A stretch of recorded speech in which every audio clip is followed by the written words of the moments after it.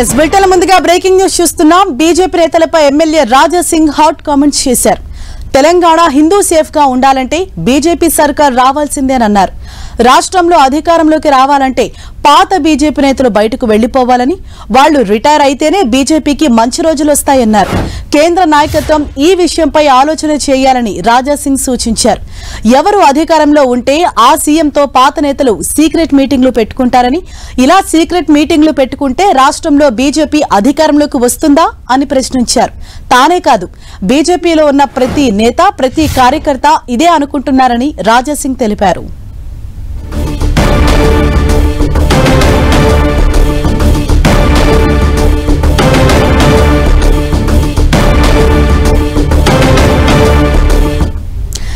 ఇదే విషయంపై మరింత సమాచారంతో మా ప్రతినిధి అజయ్ మనకు అందుబాటులో ఉన్నారు. ఎస్ అజయ్, తాజాగా ఎమ్మెల్యే రాజా సింగ్ చేసిన ఈ కామెంట్స్ ను మనం ఏ విధంగా అర్థం చేసుకోవాలి? ఎస్, మనం చూసుకోవచ్చు, బీజేపీ రాష్ట్ర అధ్యక్షుడు ఈ 2-3 రోజుల్లో ప్రకటిస్తారు అనుకున్న సమయంలో రాజా సింగ్ అయితే సంచలన వ్యాఖ్యలు అయితే ఆయన చేయడం జరిగింది. ఖచ్చితంగా ఇది బీజేపీలో రాజకీయ దుమారాన్ని లేపే అవకాశం అయితే లేకపోలేదు. తెలంగాణలో హిందువులు సేఫ్గా ఉండాలంటే బీజేపీ అధికారంలోకి రావాలి అంటూ ఆయన చేసినటువంటి దానికి కొనసాగింపుగా చేసినటువంటి ఏదైతే మెసేజ్లు చేసినటువంటి కామెంట్స్ ఏదైతే ఉన్నాయో ఖచ్చితంగా అవి బీజేపీలో అంతర్గత చర్చకైతే దారితీసే అవకాశం అయితే ఉంటుంది. మనం రాజా సింగ్ చేసినటువంటి మెసేజ్ ఏదైతే యాజ్ ఈజ్ గా చూస్తున్నట్లయితే తెలంగాణలో హిందువులు సేఫ్గా ఉండాలంటే తెలంగాణలో బీజేపీ గవర్నమెంట్ రావాలి. బీజేపీ గవర్నమెంట్ రావాలంటే పాత సామాను బీజేపీ నుండి బయటికి వెళ్ళాలి. అంటే పాత సామాను మీన్స్ పాత బీజేపీ నేతలంతా కూడా బయటకు వెళ్లాలనేది ఆయన ఇక్కడ ప్రధాన ఉద్దేశంగా కనబడుతుంది. అదేవిధంగా కేంద్ర అధికారులు దీనిపై దృష్టి సారించాలి. కేంద్ర అధికారులు అంటే బీజేపీ జాతీయ నాయకత్వం ఆలోచన చేయాలంటూ కూడా ఆయన వ్యాఖ్యలు అయితే చేయడం జరిగింది. తెలంగాణలో ఏ గవర్నమెంట్ వస్తే ఆ సీఎంతో సీక్రెట్ మీటింగ్లు పెట్టుకుంటున్నారు. అలాంటి మీటింగ్లు పెట్టుకుంటే బీజేపీ గవర్నమెంట్ తెలంగాణలో వస్తుందా అంటూ కూడా ఆయన క్వశ్చన్ చేసినటువంటి సందర్భం అయితే కనబడుతుంది. ఈ అంశంపైన బీజేపీ జాతీయ నాయకత్వం గమనంలోకి తీసుకోవాలి, కేంద్ర అధికారులు గమనంలోకి తీసుకోవాలంటూ కూడా ఆయన మాట్లాడినటువంటి పరిస్థితి కనబడుతుంది. ఇది నా పార్టీ, నా అయ్య పార్టీ అనేవాళ్ళు తెలంగాణలో చాలా మంది ఉన్నారు. వాళ్ళకి రిటైర్మెంట్ ఇస్తే తప్ప బీజేపీకి తెలంగాణలో మంచి రోజులు రావు అంటూ కూడా ఆయన వ్యాఖ్యానం చేసినటువంటి సందర్భం కనబడుతుంది. నేను కాదు, ఇది బీజేపీలో ఉన్నటువంటి ప్రతి సీనియర్ నేత, సీనియర్ కార్యకర్త అనుకునే మాటలు అంటూ కూడా ఆయన వ్యాఖ్యానం చేయడం జరిగింది. అయితే బీజేపీలో కొంతకాలం నుండి పాత బీజేపీ నేతలు, కొత్తగా వచ్చిన బీజేపీ నేతలు, అదేవిధంగా పాత బీజేపీ నేతకే అధ్యక్ష పదవి ఇవ్వాలంటూ కూడా చర్చ అయితే పెద్ద ఎత్తున నడుస్తున్నటువంటి తరుణంలో ఈ 2-3 రోజుల్లో బీజేపీ రాష్ట్ర అధ్యక్షుడు ప్రకటించే అవకాశం ఉన్న తరుణంలో రాజా సింగ్ చేసినటువంటి వ్యాఖ్యలు అయితే కొంత ఇంటర్నల్ గా సంచలనం రేకెత్తించే అవకాశం ఉంటుంది. అయితే కొంతమంది పాత తరం బీజేపీ నేతలంతా కూడా అధికారంలో ఏ పార్టీ ఉంటే ఆ పార్టీతోటి అంటగాగుతున్నట్టు కూడా ఇండైరెక్ట్ గా ఆయన వ్యాఖ్యానించినటువంటి పరిస్థితి మనం చూడొచ్చు.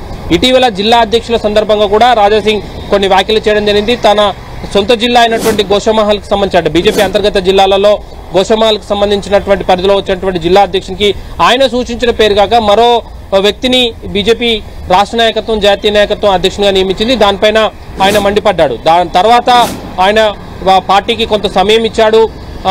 ఆ సమయంలోపు సరైన విధంగా పార్టీ స్పందించకపోతే నేనేంటో చూపిస్తానంటూ కూడా ఆయన వ్యాఖ్యానించినటువంటి సందర్భం మనం ఈ సందర్భం గుర్తు చేసుకోవచ్చు. అయితే కొద్ది రోజులుగా ఆయన సైలెంట్ గా ఉండడంతో ఇదంతా సద్దుమణింది కావచ్చు, బీజేపీ నేతలు ఆయన బుజ్జగించారు కావచ్చు అని అనుకుంటున్న తరుణంలో రాజా సింగ్ చేసినటువంటి ఏదైతే మెసేజ్ అయితే ఉందో మళ్ళొకసారి బీజేపీని ఒక కుదిపే అవకాశం అయితే లేకపోలేదు. ఎందుకంటే ఆయన బీజేపీలో ఉన్నటువంటి కీలక నేతలను ఉద్దేశించి ఈ వ్యాఖ్యలు చేసినట్టుగా అయితే చర్చ అయితే సాగుతుంది.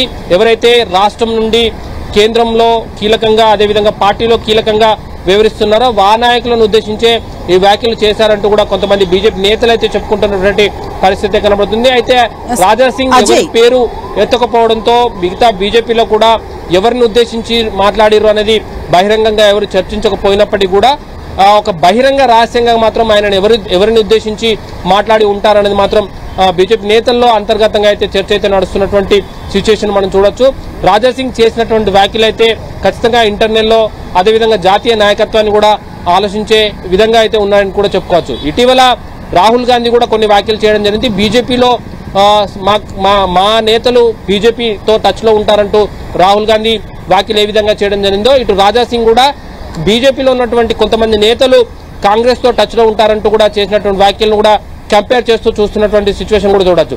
జాతీయ స్థాయిలో కాంగ్రెస్ అధికారంలోకి రాకపోవడానికి కాంగ్రెస్ లో ఉన్నటువంటి కొంతమంది నేతలే బీజేపీతో టచ్ లో ఉండడం వల్లనే అంటూ రాహుల్ గాంధీ చేసినటువంటి వ్యాఖ్యలను కంపేర్ చేస్తూ ఇప్పుడు తెలంగాణలో బీజేపీ అధికారంలోకి రాకపోవడానికి గత కొద్ది రోజులుగా రాకపోవడానికి ఇప్పుడు కూడా పదే పదే ఫెయిల్యూర్ అవడానికి కారణం రాజాసింగ్ అంటున్నటువంటి ఏదైతే బీజేపీలో ఉన్నటువంటి కొంతమంది నేతలు ఇక్కడ ఏ పార్టీ అధికారంలోకి వస్తే ఆ పార్టీ నేతలతో టచ్ లో ఉండడమే కారణం అంటూ ఒక చర్చకైతే దారితీసినటువంటి సిచ్యువేషన్ అయితే మనం చూడొచ్చు.